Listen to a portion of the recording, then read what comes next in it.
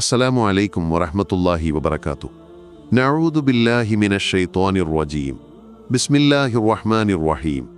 അൽഹംദുലില്ലാഹി റബ്ബിൽ ആലമീൻ. വസ്സലാത്തു വസ്സലാമു അലാ അഷ്റഫിൽ അംബിയാഇ വൽ മുർസലീൻ വഅലാ ആലിഹി വസ്വഹ്ബിഹി അജ്മഈൻ. അമ്മാ ബഅദ്. മേറെ സ്നേഹവും ബഹുമാനവുമുള്ള സത്യവിശ്വാസികളെ, സഹോദരീ സഹോദരന്മാരെ, അള്ളാഹുവിൻ്റെ രക്ഷയും സമാധാനവും നമ്മിലെല്ലാവരിലും സദാ വർഷിക്കുമാറാവട്ടെ. ആമീൻ. ഇന്ന് നമ്മൾ ഒരുമിച്ച് കൂടിയിരിക്കുന്നത് വളരെ ഗൗരവമേറിയ നമ്മുടെ എല്ലാം ഹൃദയത്തെ സ്പർശിച്ച ഒരു വിഷയത്തെക്കുറിച്ച് സംസാരിക്കാനാണ്. നമ്മുടെ പ്രിയപ്പെട്ട കേരളത്തിൽ എറണാകുളം ജില്ലയിലെ പള്ളുരുത്തിയിൽ നിന്ന് കേട്ട ഒരു വാർത്ത നമ്മയെല്ലാം ചിന്തിപ്പിക്കുകയും വേദനിപ്പിക്കുകയും ചെയ്തിരിക്കുന്നു. അവിടെയുള്ള ഒരു ക്രിസ്ത്യൻ മാനേജ്മെൻറ്റ് സ്കൂളിൽ സെൻറ്റ് റീത്താസ് പബ്ലിക് സ്കൂളിൽ നമ്മുടെ ഒരു സഹോദരിക്കൊരു വിദ്യാർത്ഥിനിക്ക് അവളുടെ വിശ്വാസത്തിൻ്റെ ഭാഗമായ ശിരോവസ്ത്രം അഥവാ ഹിജാബ് ധരിച്ചതിൻ്റെ പേരിൽ വിലക്ക് നേരിടേണ്ടി വന്നു എന്ന വാർത്തയാണത്. പ്രിയപ്പെട്ടവരെ, എന്താണ് ഹിജാബ്? അതൊരു കഷ്ണം തുണി മാത്രമല്ല.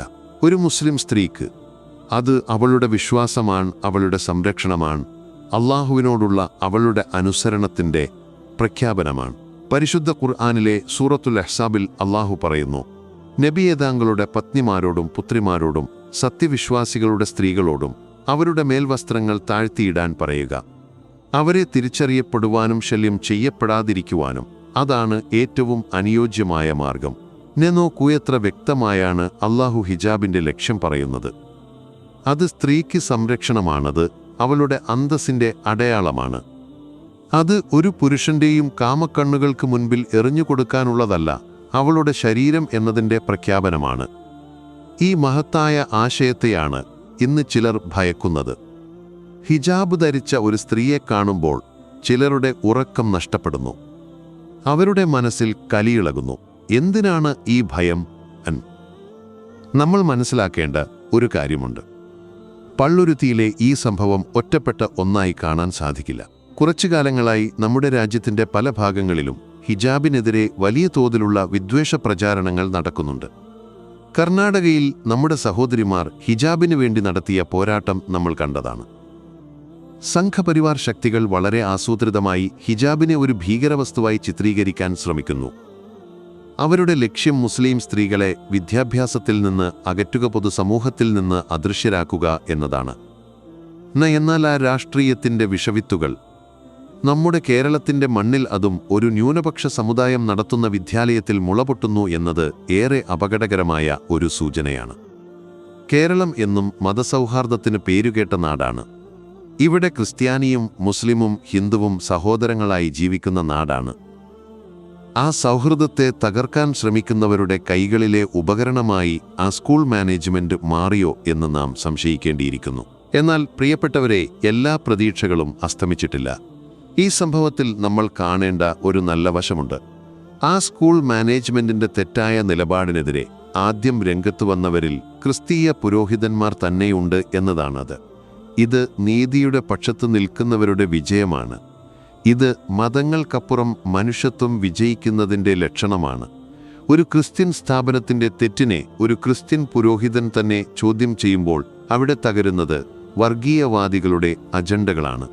ഇത് കേരളത്തിൻ്റെ പ്രബുദ്ധതയാണ്. ഈ നീതിയുടെ ശബ്ദങ്ങളെ നമ്മൾ തിരിച്ചറിയണം, അവരോടൊപ്പം നമ്മൾ നിലകൊള്ളണം. ഈ സാഹചര്യത്തിൽ ഒരു മുസ്ലിം എന്ന നിലയിൽ നമ്മുടെ നിലപാട് എന്തായിരിക്കണം? നമ്മൾ പ്രകോപിതരാവുകയല്ല വേണ്ടത്, മറിച്ചു വേഗത്തോടെയും ധൈര്യത്തോടെയും ഈ വിഷയത്തെ സമീപിക്കണം. അറിവ് നേടുക, പകർന്നു നൽകുക. എന്താണ് ഹിജാബ് എന്നും അതിൻ്റെ പ്രാധാന്യം എന്താണെന്നും നമ്മൾ ആദ്യം പഠിക്കുക. നമ്മുടെ മക്കൾക്കത് പറഞ്ഞുകൊടുക്കുക. എന്തിനാണ് ഹിജാബ് ധരിക്കുന്നതെന്ന് ആര് ചോദിച്ചാലും ധൈര്യത്തോടെ സ്നേഹത്തോടെ മറുപടി നൽകാൻ നമ്മുടെ സഹോദരിമാർക്ക് കഴിയണം. നിയമപരമായി നേരിടുക. ഇന്ത്യൻ ഭരണഘടന എല്ലാ പൗരന്മാർക്കും മതസ്വാതന്ത്ര്യം ഉറപ്പു നൽകുന്നുണ്ട്. ആ അവകാശത്തിന് മുകളിലല്ല ഒരു സ്കൂളിലെയും നിയമങ്ങൾ.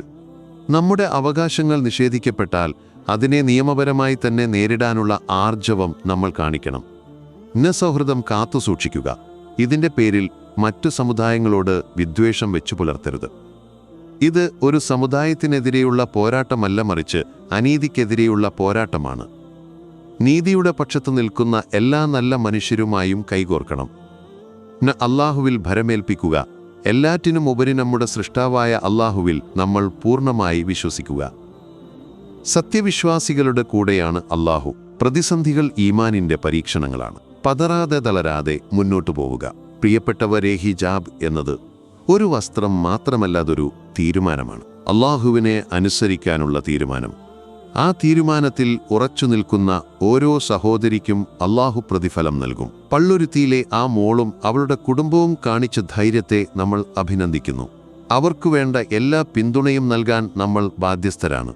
അല്ലാഹുവേദീനിന്റെ ചിഹ്നങ്ങളെ സംരക്ഷിക്കാൻ ഞങ്ങൾക്ക് തൗഫീഖ് നൽകണമേ. സത്യത്തിനു വേണ്ടി നിലകൊള്ളാനുള്ള ധൈര്യം ഞങ്ങൾക്ക് നൽകണമേ. ഞങ്ങളുടെ സഹോദരിമാർക്ക് അവരുടെ വിശ്വാസമനുസരിച്ച് ജീവിക്കാനുള്ള സ്വാതന്ത്ര്യം നൽകണമേ. ഈ നാടിന്റെ സൗഹൃദവും സമാധാനവും തകർക്കാൻ ശ്രമിക്കുന്നവരുടെ കുതന്ത്രങ്ങളിൽ നിന്ന് ഞങ്ങളെ കാത്തുരക്ഷിക്കണമേ. ആമീൻ. നവാ ആഖിറു ദഅ്വാന അനിൽ ഹംദുലില്ലാഹി റബ്ബിൽ ആലമീൻ. അസ്സലാമു അലൈക്കും വറഹ്മത്തുള്ളാഹി വബറകാതുഹു.